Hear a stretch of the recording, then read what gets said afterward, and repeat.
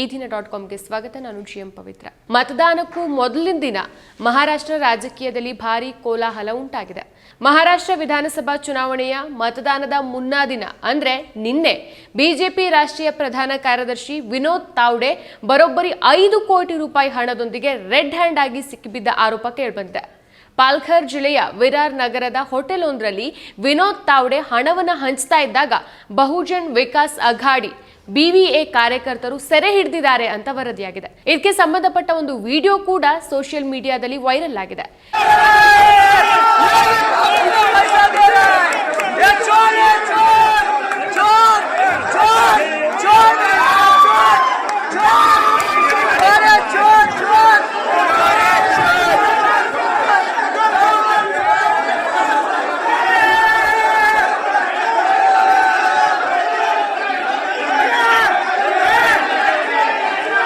BVA ಕಾರ್ಯಕರ್ತರು ತಾವ್ಡೆ ಮೇಲೆ ಮುಗಿಬೀಳ್ತಾ ಇದ್ದಂತೆ ಸ್ಥಳಕ್ಕೆ ಆಗಮಿಸಿದಂತ ಪೊಲೀಸರು ಅವರಿಗೆ ರಕ್ಷಣೆಯನ್ನ ಒದಗಿಸಿದ್ದಾರೆ.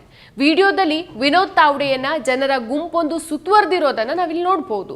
ಇನ್ನು ವರದಿಗಳ ಪ್ರಕಾರ ವಿನೋದ್ ತಾವ್ಡೆ ಅವರು ಮನ್ವೇಲ್ಪಾಡಾದ ವಿನಾಂತ್ ಹೋಟೆಲ್ನಲ್ಲಿ ಬಿಜೆಪಿ ಅಭ್ಯರ್ಥಿ ರಾಜನ್ ನಾಯ್ಕ್ ಮತ್ತು ಮುಖಂಡರ ಜೊತೆಗೆ ಸಭೆ ನಡೆಸ್ತಾ ಇರೋ ಬಗ್ಗೆ ಮಾಹಿತಿಯನ್ನ ಪಡೆದಂತ BVA ಕಾರ್ಯಕರ್ತರು ದಾಳಿ ನಡೆಸಿದ್ದಾರೆ. ತಾವ್ಡೆ ಸಭೆಯಲ್ಲಿ ಹಾಜರಿದ್ದವರಿಗೆ ಹಣ ಹಂಚೋದನ್ನ ನಾವು ಕಣ್ಣಾರೆ ಕಂಡಿದ್ದೇವೆ ಅಂತ BVA ಕಾರ್ಯಕರ್ತರೊಬ್ಬರು ಆರೋಪಿಸಿದ್ದಾರೆ.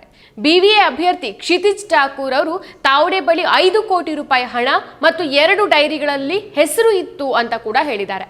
ತಾವ್ಡೆ ಅವರು ಸಭೆ ನಡೆಸ್ತಾ ಇದ್ದಾಗ ಹೋಟೆಲ್ನ ಮುಖ್ಯ ದ್ವಾರವನ್ನ ಮುಚ್ಚಲಾಗಿತ್ತು ಅಂತ ಕೂಡ BVA ಆರೋಪಿಸಿದೆ. BVA ಕಾರ್ಯಕರ್ತರು ವಿನೋದ್ ತಾವ್ಡೆ ಮೇಲೆ ಮುಗಿಬೀಳ್ತಾ ಇದ್ದಂತೆ ಸ್ಥಳಕ್ಕೆ ಆಗಮಿಸಿದ ಪೊಲೀಸರು ಇವರಿಗೆ ರಕ್ಷಣೆಯನ್ನು ಒದಗಿಸಿದ್ದಾರೆ. ತಾವ್ಡೆ ಸಭೆಯಲ್ಲಿ ಹಾಜರಿದ್ದವರಿಗೆ ಹಣ ಹಂಚೋದನ್ನ ತಾವು ಕಣ್ಣಾರೆ ಕಂಡಿದ್ದೇವೆ ಅಂತ ಕೂಡ BVA ಕಾರ್ಯಕರ್ತರೊಬ್ಬರು ಆರೋಪಿಸಿದ್ರು.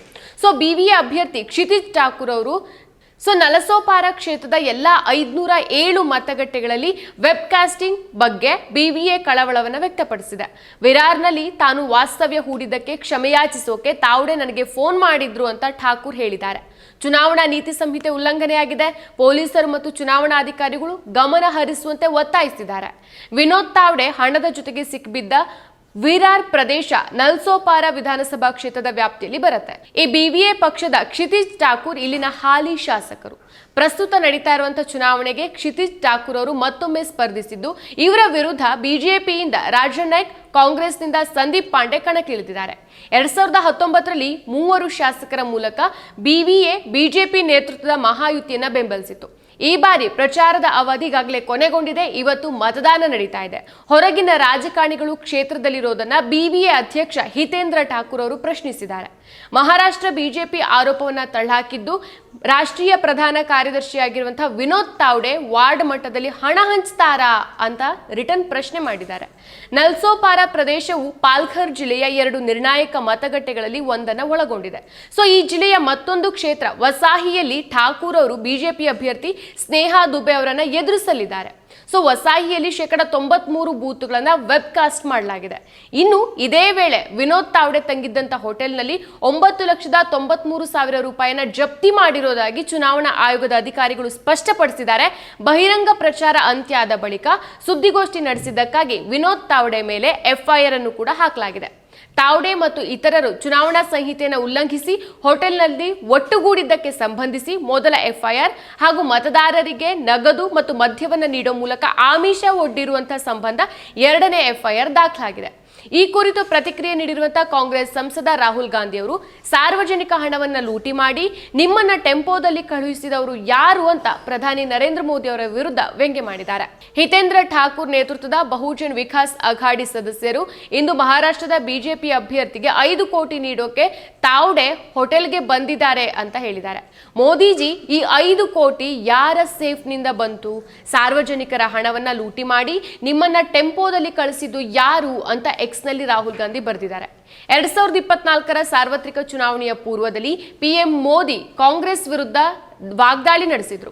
ಪಕ್ಷಕ್ಕೆ ಟೆಂಪೋ ಲೋಡ್ಗಳಲ್ಲಿ ಹಣ ಬಂದಿದ್ರಿಂದ ಅದು ಕ್ರೋನಿ ಕ್ಯಾಪಿಟಲಿಸಂ ಬಗ್ಗೆ ಮೌನವಾಗಿದೆ ಅಂತ ಹೇಳಿದ್ರು. ಆಗ ರಾಹುಲ್ ಗಾಂಧಿ ಪ್ರಧಾನಿಯವರು ವೈಯಕ್ತಿಕ ಅನುಭವದೊಂದಿಗೆ ಮಾತಾಡ್ತಿದ್ದಾರೆ ಅಂತ ಕುಟುಕಿದ್ರು. ಈಗ ಮಹಾರಾಷ್ಟ್ರದ ಚುನಾವಣೆಯಲ್ಲಿ ಈ ರೀತಿ ಒಂದು ಹಣವನ್ನ ಹಂಚಿಕೆ ಮಾಡ್ತಾ ಇರೋದ್ರ ಬಗ್ಗೆ ಆರೋಪ ಪ್ರತ್ಯಾರೋಪಗಳು ಬಂದು ಕೊನೆಗೆ ಚುನಾವಣಾ ಆಯೋಗ ಕೂಡ ಹಣವನ್ನ ಜಪ್ತಿ ಮಾಡಿದೆ. ಮುಂದಿನ ದಿನಗಳಲ್ಲಿ ಏನಾಗತ್ತೆ, ಎಲೆಕ್ಷನ್ ಕಮಿಷನ್ ಯಾವ ರೀತಿ ಆಕ್ಷನ್ ಅನ್ನು ತಗೊಳ್ಳುತ್ತೆ ಅನ್ನೋದನ್ನ ಕಾದು ನೋಡಬೇಕಾಗಿದೆ. ಮತ್ತಷ್ಟು ವಿಶೇಷ ವಿಡಿಯೋಗಳನ್ನು ನೋಡಲು ಮತ್ತು ಹೊಸ ವಿಡಿಯೋಗಳ ಬಗ್ಗೆ ತಿಳಿಯಲು ಈ ದಿನ .com ಯೂಟ್ಯೂಬ್ ಚಾನೆಲ್ ಸಬ್ಸ್ಕ್ರೈಬ್ ಮಾಡಿ ಮತ್ತು ಬೆಲ್ ಐಕಾನ್ ಕ್ಲಿಕ್ ಮಾಡಿ.